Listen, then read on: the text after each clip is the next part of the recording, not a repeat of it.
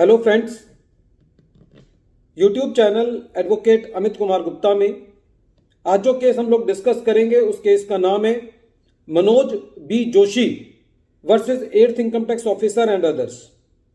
ये case 447 ITR page number 757 पे report हुआ।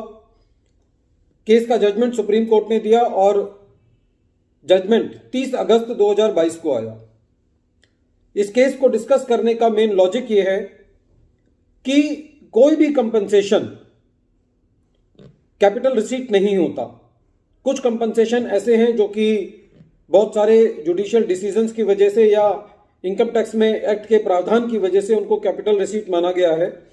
उदाहरण के तौर पर यदि किसी का एक्सीडेंट होता है और उसके अंदर कुछ कंपनसेशन रिसीव होता है तो वो एक कैपिटल रिसीट होता है। उस कंपनसेशन पर एसएससी को टैक्स नहीं देना पड़ता। लेकिन कोई भी कंपनसेशन जो है वो एक कैपिटल रिसीट नहीं बनता। ये इस चीज का एक परफेक्ट एग्जांपल है। इस केस के अंदर एसएससी एक बिल्डर है। एसएससी ने कस्टमर से पैसे इकट्ठे किए, एडवांसेस इकट्ठे किए उनको फ्लैट्स देने के लिए, और ये डेवलपर को ये पैसा दिया। डेवलपर का काम था कि लैंड खरीदना, फॉर्मेलिटीज को पूरा करना, उसके ऊपर रेजिडेंशियल प्रीमाइसेस बनाना, फ्लैट्स बनाना और उन कस्टमर्स को देना। किसी वजह से जो डेवलपर था वो लैंड एक्वायर नहीं कर पाया और जितनी भी परमिशंस होती हैं एक रेजिडेंशियल प्रोजेक्ट को पूरा करने की वो पूरी नहीं कर पाया, जिसकी वजह से डेवलपर को बिल्डर का पैसा वापसी करना पड़ा। और इसके अलावा डेवलपर ने बिल्डर को 29,11,000 रुपए कंपनसेशन भी दिया। एसएससी बिल्डर का कहना था कि साहब ये तो कंपनसेशन है, कंपनसेशन के दायरे में आता है, इसलिए ये कैपिटल रिसीट है। लेकिन असेसिंग ऑफिसर साहब इस बात से कन्विंस नहीं थे और उन्होंने इस इनकम को इनकम फ्रॉम अदर सोर्सेज के अंदर टैक्सेबल किया। एसएससी सीआईटी अपील के पास गया, आईटीएटी गया, हाई कोर्ट गया, वहां पे सब जगह पर इसको एज ए रेवेन्यू रिसीट माना गया और ये कहा गया कि ये कैपिटल रिसीट नहीं है, इसके ऊपर टैक्स लगेगा। इसीलिए एसएससी जो है वो ऑनरेबल सुप्रीम कोर्ट के सामने था। सुप्रीम कोर्ट ने भी ये कहा कि ये जो अमाउंट है ये टैक्सेबल है। ये अमाउंट जो है वो किसी राइट को रिलीज करने के लिए या रिलिंग्विश करने के लिए नहीं है।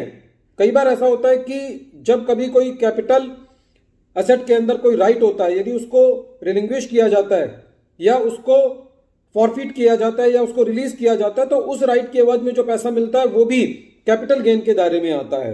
तो ये अमाउंट तो उससे भी रिलेटेड नहीं है, क्योंकि एसएससी जो है वो एक ऐसे बिजनेस में है, रियल एस्टेट के बिजनेस में है, जहां पे उसको ये जो अमाउंट मिला है ये उसके नॉर्मल बिजनेस का पार्ट है।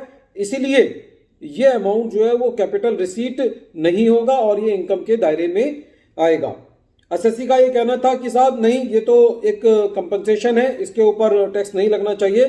तो कोई भी अथॉरिटी, चाहे वो इनकम टैक्स ऑफिसर था, CIT appeal, ITAT, high court या सुप्रीम कोर्ट, वो एसएससी के वर्जन से इंप्रेस नहीं हुए और अल्टीमेटली ये फैसला दिया कि ये जो अमाउंट है वो रेवेन्यू रिसिप्ट है, वो कैपिटल रिसीट नहीं है, ये एसएससी के इनकम के अंदर आएगा।